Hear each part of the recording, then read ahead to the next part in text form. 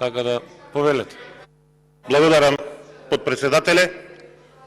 Почитуван колега Зендели, да дискутирате за овај процес за реконструкција на владата, а да зборувате за право, правдина, морал, етика, почитување на принципи во политиката, ќе ви замерам, но верувајте, е нечестно спрема граѓаните на Република Македонија, а после изјавата и на министерот за правда, верувајте, не е ниту легитимно. На прашање на новинар, министерот за правда, дали ќе биде вклучен во реконструкцијата на оваа влада, самиот тој одговори, не знам дали ќе бидам на Пазар 3 ставен.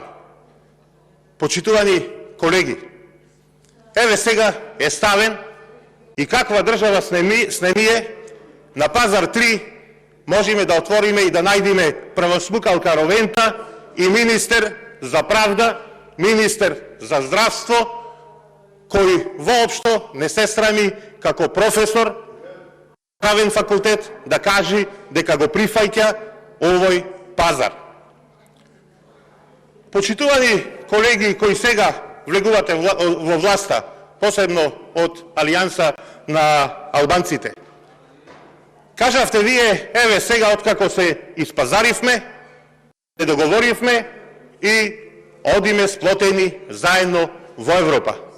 Со кого, почитувани колеги?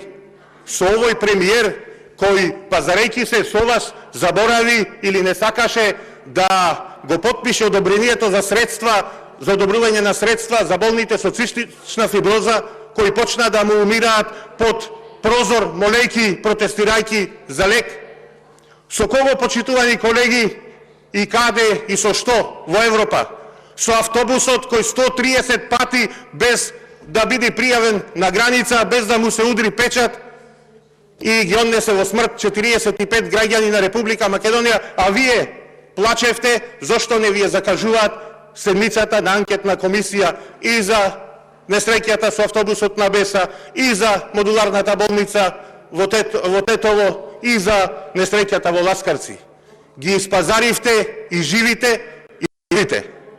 Но треба едно да знаете, дека пазарот тука не вреди, дека вредноста на еден политичар ја одредуваат граѓаните на избори и само таму, а вашата вредност после наредните избори ќе биде нула. Ви благодарам.